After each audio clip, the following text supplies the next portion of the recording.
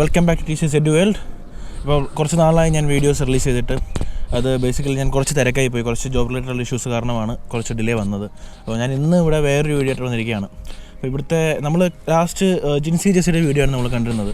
അപ്പം ഇവിടെ വന്ന് സോഫ്റ്റ്വെയർ ഡെവലപ്പറായിട്ട് വർക്ക് ചെയ്യുന്ന ജിൻസി ജെസി ഹാർഡ്വെയറിൽ നിന്ന് സോഫ്റ്റ്വെയറിലേക്ക് മാറി അതിനെപ്പറ്റി കൂടുതൽ കാര്യങ്ങളും നാട്ടിൽ നിന്ന് എങ്ങനെ വരണം എന്നുള്ള കാര്യങ്ങളൊക്കെ ആയിരുന്നു ജിൻസി പറഞ്ഞത്. അപ്പോൾ ഇന്ന് എൻ്റെ കൂടെ ഉള്ളത് വെങ്കട്ടചേട്ടനാണ്. അപ്പം നമുക്ക് പുള്ളി എന്താണ് ചെയ്യുന്നത്, എന്താണ് ചെയ്തുകൊണ്ടിരുന്നത്, എവിടെ നിന്നാണ് വരുന്നത്, അതിനെപ്പറ്റി കൂടുതൽ കാലം സംസാരിക്കാം. അപ്പം basically he's from Tamil Nadu, Tirunelveli. So English and Tamil മിക്സായിട്ട് ആയിരിക്കും പുള്ളി സംസാരിക്കുന്നത്. മലയാളം ആയിരിക്കില്ല, but he can understand Malayalam of course. So you can introduce yourself. Yes. Hello, my name is Venkat. I'm from Tamil Nadu. My hometown is Tirunelveli.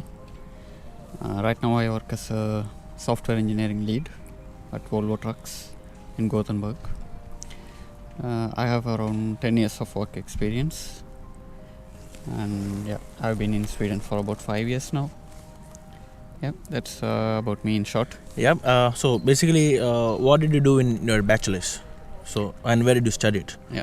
I graduated from CIT, Coimbatore Institute of Technology. My background is in electronics and communication engineering. Okay. And after graduation I worked in different companies in the automotive domain. I started at Robert Bosch in Bangalore. In Bangalore. Okay. For about 3 years. And then I worked in Volvo Trucks in Bangalore for 2 years. Okay. Then I moved to Chennai for some time. I worked in Caterpillar. They manufacture heavy machines. Okay. And then I had an opportunity to apply for a job in Sweden, and I moved to Sweden. Okay, so you came directly from India to Sweden with a job? Yes. Okay.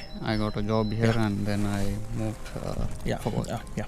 നമ്മൾ already നാട്ടിൽ നിന്ന് എങ്ങനെയാണ് ഇവിടെ job കിട്ടി വരുന്നത് എന്നുള്ളതൊക്കെ last ജിൻസിയുടെ വീഡിയോയിൽ നമ്മൾ ഓൾറെഡി പറഞ്ഞിരുന്നു. അപ്പോൾ ഞാൻ അതിലേക്ക് ഞാൻ പോകുന്നില്ല. My catch here was like you told you studied electronics and communications in your bachelors. Yes.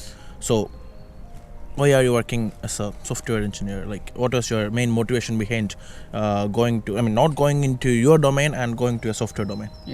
I am not completely out of my domain. I would say I still work with electronics, but I develop embedded software for automotive applications. So not completely out, but I work mostly with software, not with hardware. But that's what I found interesting during my studies, and when I started to work I had a good passion for that, so I continued with that domain. Okay, so you are in Sweden for the last 5 years? Okay, last 5 years. So how is the experience, like how is the work experience and how is the work life balance as compared to India? I mean, basically even though we are an educational consultancy, I get a lot of queries from people who work in India who want to come here as with a job, not like most of the people who are in touch with me as students, but still I have some people who call me about knowing the possibilities of how to get a job. So basically when they call, the main doubt they ask is like, how is the job culture here? Of course they get to know in internet or you through maybe more publicity, but still since I am living in Sweden, they call me they ask me about this. So I want this video to be informative for them, so that of course it is easy for me also to get some knowledge from the person who is doing that, and if I can direct them through a video, then of course that's very easy for me. So I would like to use this opportunity like that. So can you please? I can tell a bit about my experience. Sweden is quite well known for having good work-life balance, so that's really a big advantage when you work in a country like Sweden. And then if you see the main difference, I would say there is a lot of freedom in the workspace here, and we are also expected to take our own responsibility. So when we commit to something at work, they trust that you do that work. So you have freedom, you can bring up your thoughts, you can put in your effort and get things done. How is the cooperation from your colleagues, like basically seats? I'm not talking about other nationalities, basically about seats. If you have a colleague, like how are they cooperating or collaborating with you? I think in Sweden people are really friendly, and it's very easy to have a very good atmosphere both at work and also outside. And generally people in Sweden are very helpful, and I think they're very soft nature, so it's very easy to get involved in your work. And I mean they are very supportive, and you don't feel a lot of work pressure here. So it's a big advantage, I would say. Okay. So maybe this question is not relevant to this interview, but still I want to know, or I want you to tell my viewers like which all softwares you use in Volvo. I mean, just basically because there will be students, I mean prospective students who is watching this video or interview, so maybe they can upskill their knowledge in some coding languages before applying itself. So maybe it can be beneficial, I don't know. So I think when it comes to embedded software, C and C++ are still the major languages. They're still being used extensively, so those are heavily used. And Python is used extensively in testing and creating tools around the work environment. And I mean now Python is getting more popularity when it comes to data science and machine learning and such things. So learning Python, C, C++, those will be always helpful. They have been very good, strong languages.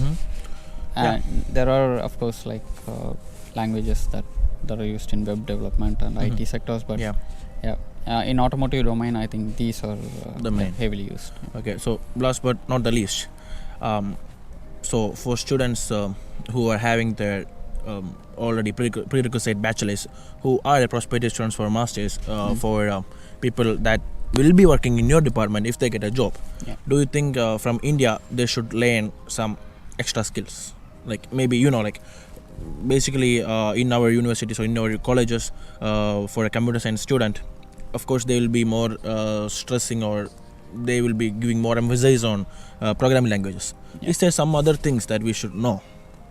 Maybe it can be about other skills as well, I mean other soft skills as well. I think languages, of course you need to have some basic fundamentals in language, but you should always keep yourself up to date with the upcoming technologies. Now I mean things are changing extensively. For example, robotics, big data, data science, machine learning, and I would say connectivity, IoT related functionalities. So they are the things that will be much in focus in the future. So it's good to keep yourself up to date on those technology domains. That's I think that will be very helpful. Okay, so do you think like the automotive domain has still so much to give, or for the Swedish economy, or there will be like more jobs in that sector, or do you can you forecast? Of course maybe not, but can you forecast there is a change from the sector? Like Sweden is of course going with sustainable energy, so the way the automobile sector is going forward now can be changed, or it can still go like this for at least few years? What do you think? What are your views on that? I think the automotive domain is also going through a big shift here, but still it has a lot of opportunities, and there are a lot of requirements here as well, both from an engineering perspective and also from a management perspective. So they need a lot of engineers, they need a lot of people who can work with business and management related functionalities as well. But things are shifting from seeing automotive domain as a mechanical domain into a more service based domain. So now we are moving from traditional combustion engines to electrical engines, and also automation is getting more popular. I mean, every company is trying to bring up with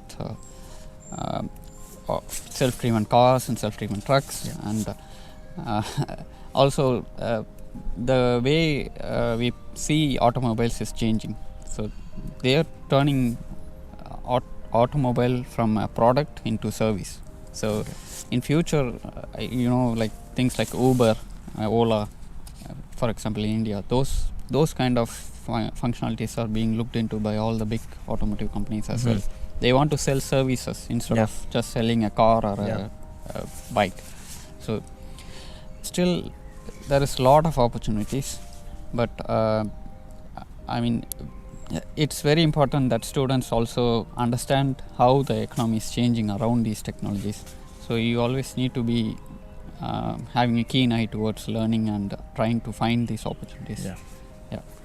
So those are like golden words of course. So നമ്മുടെ ഇത് കാണുന്ന students of course തീർച്ചയായിട്ടും നിങ്ങൾ ഈ പറഞ്ഞ കാര്യങ്ങൾ അതേപോലെ തന്നെ എടുക്കുക. ഇപ്പം എൻ്റെ അടുത്ത് ചോദിച്ചാൽ എനിക്ക് പറയാനുള്ള സെയിം തന്നെ ആയിരിക്കും. ഈ നമ്മളെപ്പോഴും എങ്ങോട്ടാണ് മാർക്കറ്റ് ഹെഡ് ചെയ്യുന്നത് അതിൽ അപ്ഡേറ്റഡ് ആയിരിക്കുക, അങ്ങനെ അപ്സ്കില്ല് ചെയ്യുക, അത് തന്നെയാണ് ചെയ്യേണ്ടത്. ഓക്കെ, അപ്പോൾ എന്തായാലും ഇന്ന് അത്യാവശ്യം കുറച്ച് തണുപ്പൊക്കെ ഉണ്ട്. എന്നാലും നമുക്ക് വേണ്ടി പുറത്ത് വന്ന് സഹായിച്ച വെങ്കട്ടേട്ടന് ഒരുപാട് നന്ദി. Thank you so much. Pleasure meeting you.